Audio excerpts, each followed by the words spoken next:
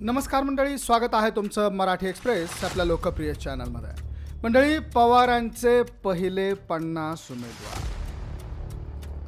विधानसभेच्या निवडणुकांचं बिगुल आता येत्या काही दिवसातच वाजता आहे आणि आता त्यातल्या त्यात पवारांचे पहिले 50 उमेदवार कोण असू शकतात आणि ते उमेदवार कुठून कोणत्या जागा लढतील याचा आढावा थोडक्यात आज आपण घेतो आहोत. तर मंडळी, चला सुरुवात करूयात. सगळ्यात सुरुवातीला बघूयात मावळ विधानसभा मतदारसंघ.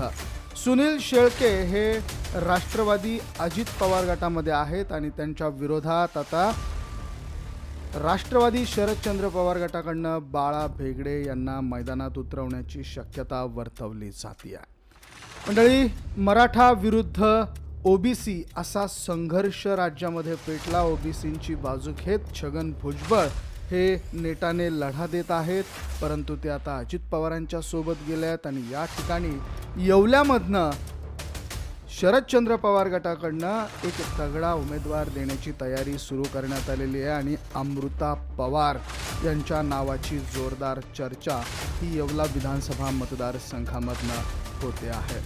मंडळी, एकेकाळी गृहमंत्री राहिलेले अनिल देशमुख, विविध आरोप त्यांच्यावरती झाले, जेलवारी त्यांना करावी लागली, परंतु त्यांनी शरद पवारांची साथ सोडली नाही. अनिल देशमुख हे काटोल विधानसभा मतदारसंघातून आमदार म्हणून निवडून आलेले होते आणि यावेळेस देखील शरदचंद्र पवार गटाकडनं त्यांना उमेदवारी मिळण्याची शक्यता मोठ्या प्रमाणात आहे.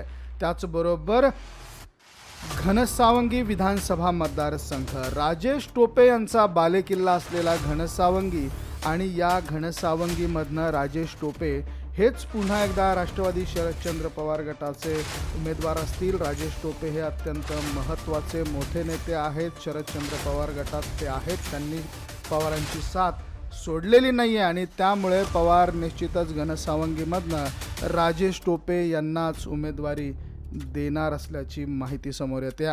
त्यानंतर परांडा विधानसभा मतदारसंघ.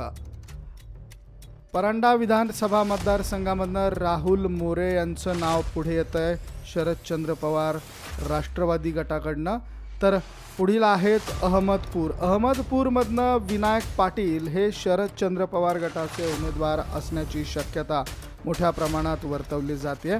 त्याचबरोबर माजलगाव विधानसभा मतदारसंघामध्ये प्रकाश सोळंके हे विद्यमान आमदार आहेत, तर राष्ट्रवादीचेच आमदार आहेत, परंतु त्यांनी अजित पवारांची साथ स्वीकारलेली आहे. शरद पवारांची साथ त्यांनी सोडलेली आहे आणि या माजलगाव मतदारसंघामधनं आता नारायण ढोक यांचा विचार मोठ्या प्रमाणात केला जातोय. शरद पवार गटाकडनं त्यांना उमेदवारी मिळण्याची शक्यता ही वर्तवली जाते माजलगाव विधानसभा मतदारसंघामधनं. त्यानंतर आहे केज विधानसभा मतदारसंघ. केज विधानसभा मतदारसंघामधनं पृथ्वीराज साठे यांचं नाव समोर येतं आहे. केजमधनं नमिता मुंदडा यांच्या विरोधात पृथ्वीराज साठे यांची लढाई होण्याची शक्यता आहे. महाविकास आघाडी विरुद्ध महायुती अशी ही लढाई होईल. भाजपच्या नमिता मुंदडा यांच्या विरोधात पृथ्वीराज साठे यांना शरदचंद्र पवार गटाकडनं उमेदवारी दिल्याची शक्यता मोठ्या प्रमाणात वर्तवली जाते. मंडळी, मराठा आरक्षणाची धग, त्याचबरोबर बीडचे नवनिर्वाचित खासदार बजरंग सोनवणे यांच्या विजयात मोलाचा वाटा उचललेले संदीप क्षीरसागर हे बीडमधनं बजरंग सोनवणे यांना लीड मिळवून देण्यात यशस्वी ठरले होते. बीड हा त्यांचा मतदारसंघ आहे आणि या बीड विधानसभा मतदारसंघामधनं संदीप क्षीरसागर यांना शरदचंद्र पवार गटाकडनं उमेदवारी पक्की समजली जाते. त्याचबरोबर परळी विधानसभा मतदारसंघ. राज्यामध्ये अतिशय मोठ्या प्रमाणात हाय व्होल्टेज लढत जर कुठं होणार असेल तर ती परळीमध्ये होऊ शकते अशी शक्यता वर्तवली जाते आणि तेवढाच हाय व्होल्टेज आणि पॉवरफुल उमेदवार हा परळीमध्ये शरदचंद्र पवार गटाकडे असला पाहिजे. यासाठी शरदचंद्र पवार गटाने, शरद पवारांनी मोठ्या प्रमाणात तयारी सुरू केलेली होती. लोकसभेच्या वेळेस शरद पवार गटाने मोठी ताकद या ठिकाणी दाखवली. पंकजा मुंडे यांचा पराभव बजरंग सोनवणेंनी केला. धनंजय मुंडे यांच्या भगिनी त्या होत्या, दोघे सोबत युतीमध्ये लढले होते. धनंजय मुंडेंनी सगळी जबाबदारी ही त्यांची उचललेली होती, तरी देखील त्यांचा पराभव झालेला होता. आणि या ठिकाणाहून तगडा उमेदवार कोण, तर राजाभाऊ फड यांचं नाव सध्या समोर येत आहे. शरद पवार गटाकडनं राजाभाऊ फड यांचं नाव हे आता परळी विधानसभा मतदारसंघामधनं समोर येत आहे. तर मंडळी, पुढील आहे आष्टी पाटोदा विधानसभा मतदारसंघ. आष्टी पाटोद्यामधनं शरदचंद्र पवार राष्ट्रवादीकडनं राम खाडे यांचं नाव समोर येत आहे. त्यांना उमेदवारी मिळण्याची दाट शक्यता ही वर्तवली जाते आहे. शिराळा विधानसभा मतदारसंघ, मानसिंग नाईक यांना शिराळा विधानसभा मतदारसंघामधनं उमेदवारी मिळण्याची शक्यता मोठ्या प्रमाणात व्यक्त केली जाते आहे. तासगाव, रोहित पाटील यांना उमेदवारी मिळण्याची मोठी शक्यता तासगाव विधानसभा मतदारसंघामधनं व्यक्त केली जाते आहे. आर पाटील यांचे चिरंजीव असलेले रोहित पाटील यांना तासगावमधनं यावेळेस विधानसभेला उतरवलं जाण्याची मोठ्या प्रमाणात शक्यता आहे. तशी घोषणा देखील शरद पवारांनी काही दिवसांपूर्वी केलेली आहे. तर जयंत पाटील, राष्ट्रवादी शरदचंद्र पवार गटामधलं अत्यंत मोठं नाव आहे आणि जयंत पाटलांनी मोठ्या प्रमाणात राष्ट्रवादी शरदचंद्र पवार गटामध्ये कामगिरी केलेली आहे. सध्या सगळ्यात मोठ्या पदावरती शरद पवारांच्या नंतर जर राष्ट्रवादीत कोण असेल तर ते जयंत पाटील आहेत आणि त्यांची उमेदवारी ही वळवा विधानसभा मतदारसंघामधनं कन्फर्म मानली जाते. ते 100% या मतदारसंघामधनं निवडणूक लढणार. वडगाव शेरी, बापू पठारे यांच्यासाठी हा मतदारसंघ शरदचंद्र पवार राष्ट्रवादी सोडण्याची तयारी आता सुरू करण्यात आलेली आहे. तर वडगाव शेरीमधनं बापू पठारे यांना उमेदवारी मिळण्याची शक्यता मोठ्या प्रमाणात व्यक्त केली जाते आहे. पुढील मतदारसंघ आहे राधानगरी मतदारसंघ. KP पाटील यांची उमेदवारी या ठिकाणी निश्चित मानली जाते आहे. त्याच्यानंतर आहे चांदगड विधानसभा मतदारसंघ. शिवानी पाटील यांना या मतदारसंघामधनं उमेदवारी मिळण्याची शक्यता मोठ्या प्रमाणात व्यक्त केली जाते आहे. त्याचबरोबर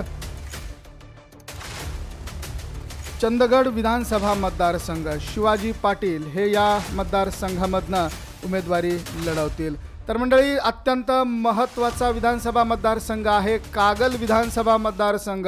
नुकताच समरजित घाटगे यांना आपल्या पक्षामध्ये घेत भाजपला मोठी चपराक या ठिकाणी बसलेली आहे आणि आता समरजित घाटगे यांची उमेदवारी देखील पवारांनी जाहीर करून टाकलेली आहे. त्यामुळे कागल विधानसभा मतदारसंघामधनं निश्चित ही उमेदवारी लढणार आहेत. तर कराड उत्तर, बाळासाहेब पाटील यांना कराड उत्तरमधनं विधानसभेची उमेदवारी मिळण्याची शक्यता मोठ्या प्रमाणावर व्यक्त केली जाते आहे. वाई खंडाळा विधानसभा मतदारसंघ, वसंत भोसले यांना पवारांकडनं उमेदवारी मिळण्याची शक्यता व्यक्त केली जाते आहे. सातारा जावळी, राष्ट्रवादी शरदचंद्र पवार पक्षाकडून विधानसभा लढण्यासाठी येथे प्रमुख इच्छुक आहेत. आशिफ शेख, दीपक पवार हे अत्यंत जास्त मोठ्या प्रमाणात या मतदारसंघामधनं उमेदवारी मिळवण्यासाठी इच्छुक असल्याचं समोर येत आहे. त्यानंतर मानखटाव, कोरेगाव विधानसभा मतदारसंघ. शशिकांत शिंदे हे शरदचंद्र पवार राष्ट्रवादीकडनं ही उमेदवारी मिळवतील आणि लढतील असं सांगितलं जात आहे. त्यानंतर आहे मानखटाव विधानसभा मतदारसंघ. अनिल देसाई यांना उमेदवारी मिळण्याची दाट शक्यता या ठिकाणी व्यक्त केली जाते आहे. पाटण विधानसभा मतदारसंघ, शंभूराज देसाई यांचा हा मतदारसंघ आहे. शंभूराज देसाई हे सध्या या ठिकाणाहून आमदार आहे आणि त्यांच्याच घरातील, त्यांच्याच फॅमिलीतील सत्यजित पाटणकर यांना या मतदारसंघामधनं शरदचंद्र पवार गटाकडनं उमेदवारी मिळण्याची मोठी शक्यता व्यक्त केली जाते आहे. तर मंडळी, पुढील आहे फलटण विधानसभा मतदारसंघ. फलटण विधानसभा मतदारसंघामध्ये देखील मोठी यादी समोर येते. असंख्य नावं या ठिकाणी समोर येतात. शरदचंद्र पवार गटाकडनं कुणाला उमेदवारी मिळते हे आता पुढील काळात निश्चित होणार आहे. तर पुढील आहे पंढरपूर विधानसभा मतदारसंघ. प्रशांत परिचारक हे गेल्या काही निवडणुकांपासून या ठिकाणी लढत देत येत आहेत, परंतु या ठिकाणी देखील मोठी रस्सीखेच उमेदवारी मिळवण्यासाठी आहे आणि यातच आता प्रशांत परिचारक यांचं नाव सध्या समोर येत आहे. तर मंडळी पुढील मतदारसंघ आहे करमाळा विधानसभा मतदारसंघ। नारायण पाटील यांना उमेदवारी मिळण्याची दाट शक्यता व्यक्त केली जाते। त्यानंतर आहे माळशिरस विधानसभा मतदारसंघ। उत्तम जानकर यांना उमेदवारी मिळण्याची दाट शक्यता आहे। लोकसभा निवडणुकीमध्ये त्यांनी शरदचंद्र पवार गटामध्ये प्रवेश केलेला होता आणि आधी त्यांची उमेदवारी माळशिरसमधनं निश्चित मानली जाते। माढा विधानसभा मतदारसंघ रणजित मोहिते पाटील यांना उमेदवारी मिळण्याची दाट शक्यता व्यक्त केली जाते। तर रणजित मोहिते पाटील हे सध्या भाजपच्या विधान परिषदेवरती आहेत, परंतु ते शरद पवारांकडनं निवडणूक लढण्याची शक्यता व्यक्त केली जाते। बार्शी विधानसभा मतदारसंघ दिलीप सोपल यांनी शरदचंद्र पवारांची भेट घेतली होती आणि ते आता राष्ट्रवादी शरदचंद्र पवार गटाकडनं बार्शीमधनं ही निवडणूक लढतील असं सांगितलं जात आहे। पुढील मतदारसंघ आहे सांगोला विधानसभा मतदारसंघ। सांगोल्यामधनं असंख्य उमेदवार हे इच्छुक आहेत। आता या मतदारसंघात देखील कुणावरती पवार विश्वास ठेवतात हे पाहणं महत्त्वाचं आहे। मोहोळमध्ये देखील त्याच पद्धतीची परिस्थिती आहे। मोहोळमधनं देखील शरद पवार कुणावरती विश्वास ठेवतात आणि कुणाला उमेदवारी देतात हे पाहणं देखील अत्यंत महत्त्वाचं आहे। कोपरगाव विधानसभा मतदारसंघ राज्यातला हाय व्होल्टेज ड्रामा या ठिकाणी बघायला मिळण्याची शक्यता आहे। विवेक कोल्हे यांनी काही दिवसांपूर्वी शरद पवारांची भेट घेतली होती आणि विवेक कोल्हे यांना कोपरगावमधनं उमेदवारी ही फिक्स मानली जाते आहे शरद पवारांकडनं।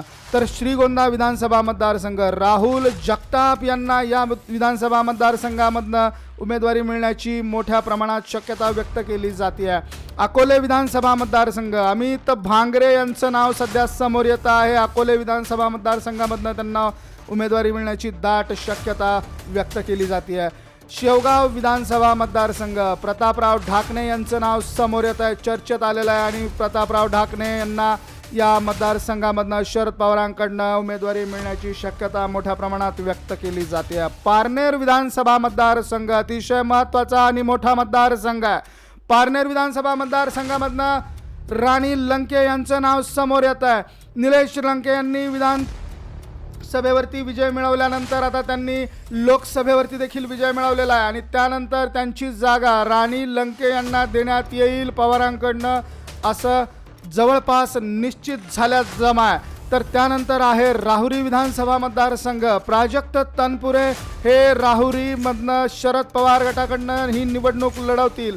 मंडळी राहुरी विधानसभा मतदारसंघाचे विद्यमान आमदार आहेत प्राजक्त तनपुरे आणि प्राजक्त तनपुरे हे राष्ट्रवादीचे नेते जयंत पाटील यांचे नातेवाईक आहेत आणि त्यामुळे त्यांची उमेदवारी ही फिक्स मानली जाते आहे। त्यानंतर आहे कर्जत जामखेड विधानसभा मतदारसंघ गतवेळी भाजपच्या विद्यमान मंत्री असलेल्या उमेदवाराला पराजित करत रोहित पवार यांनी कर्जत जामखेडमधनं विजय नोंदवला होता आणि अजित पवार बाहेर पडल्यानंतर रोहित पवार नेटाने शरद पवार यांच्या सोबत राहिलेले आहेत आणि मोठ्या प्रमाणात ते शरद पवारांना साथ देत आहेत आणि त्यामुळे रोहित पवारांची उमेदवारी ही फिक्स मानली जाते आणि येणाऱ्या काळात सत्ता आल्यानंतर रोहित पवारांकडे मंत्रिपदाची देखील जबाबदारी दिली जाईल। मोठं मंत्रिपद त्यांना मिळण्याची शक्यता देखील वर्तवली जाते आहे। तर मंडळी पुरंदर पुढील मतदारसंघ आहे पुरंदर विधानसभा मतदारसंघ। या मतदारसंघामधनं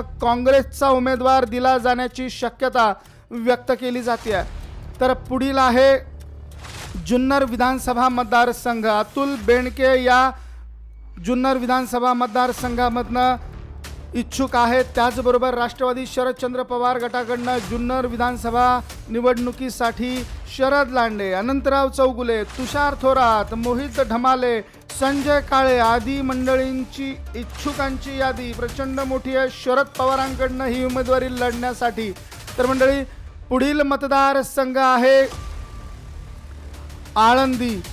आळंदी विधानसभा मतदारसंघामधनं अतुल देशमुख यांना उमेदवारी मिळण्याची शक्यता मोठ्या प्रमाणात व्यक्त केली जाते आहे। त्यानंतर आहे शिरूर हवेली विधानसभा मतदारसंघ। शिरूर हवेली विधानसभा मतदारसंघामधनं अशोक पवार यांची उमेदवारी जवळपास निश्चित मानली जाते आहे। आंबेगाव विधानसभा मतदारसंघ देवदत्त निकम यांनी शरद पवारांची भेट घेतली होती आणि त्यांना या ठिकाणाहून उमेदवारी ही निश्चित मानली जाते आहे। मंडळी, भोसरी विधानसभा मतदारसंघ विलास लांडे हे शरद पवारांकडनं ही निवडणूक लढतील असं सांगितलं जात आहे। त्यांची उमेदवारी जवळपास निश्चित मानली जाते आहे। हडपसर विधानसभा मतदारसंघ प्रशांत जगताप यांची उमेदवारी निश्चित मानली जाते शरद पवारांकडनं। त्यानंतर आहे खडकवासला विधानसभा मतदारसंघ, सचिन दोडके यांना खडकवासला विधानसभा मतदारसंघामधनं उमेदवारी मिळण्याची शक्यता व्यक्त केली जाते। पुढील आहेत दौंड विधानसभा मतदारसंघ, नामदेव ताकवणे तसेच आप्पासाहेब पवार हे उमेदवार या ठिकाणाहून इच्छुक आहेत, परंतु नामदेव ताकवणे यांचं पारडं जड असेल उमेदवारी मिळवण्यासाठी असं देखील सांगितलं जात आहे। तर इंदापूरमधनं हर्षवर्धन पाटील हे उमेदवारी मिळवतीलच, कारण त्यांनी नुकतंच शरद पवारांच्या राष्ट्रवादीमध्ये प्रवेश केलेला आहे। त्यांचा प्रवेश हा निश्चित झालेला आहे। भाजपचे हर्षवर्धन पाटील आता शरद पवारांच्या राष्ट्रवादीचे झालेले आहेत। त्यांनी या राष्ट्रवादीमध्ये प्रवेश केल्यानंतर उमेदवारी त्यांची निश्चित मानली जाते आहे। त्यानंतर आहे बारामती विधानसभा मतदारसंघ, जो अजित पवारांचा बालेकिल्ला आहे आणि नुकताच प्रफुल्ल पटेल यांनी अजित पवार हे बारामतीमधूनच लढतील अशी घोषणा केलेली आहे। आणि याच बारामती विधानसभा मतदारसंघामधनं युगेंद्र पवार हे अजित पवारांना टक्कर देतील असं सांगितलं जात आहे। तर मंडळी, ही ती पवारांच्या पहिल्या 50 उमेदवारांची यादी होती। याबद्दल तुम्हाला काय वाटतं? कुणाकुणाला कन्फर्म तिकीट हे मिळू शकतं? कोण उमेदवार हा विजयाच्या दिशेने घोडदौड करील आणि कुठला उमेदवार हा पवारांच्या राष्ट्रवादीकडून लढला तरी पराजित होऊ शकतो? कमेंट करून अवश्य कळवा। तुमच्या मतदारसंघामधून कोण उमेदवार लढतोय, कोण उमेदवार लढू शकेल हे देखील कमेंट करून सांगा। आणि त्याचबरोबर तुम्ही कुठल्या ठिकाणाहून हा व्हिडिओ पाहताय हे देखील कमेंट करून अवश्य कळवा आणि आपल्या चॅनलला सबस्क्राईब करायला अजिबात विसरू नका। मंडळी, आणखी एक महत्त्वाची टीप, या फोटोंचे सौजन्य हे विशेष भारी यांच्या सौजन्याने हे फोटोज आम्ही तुम्हाला दाखवले आहेत। तर आपल्या चॅनलला सबस्क्राईब करायला अजिबात विसरू नका। बघत रहा मराठी एक्सप्रेस। धन्यवाद।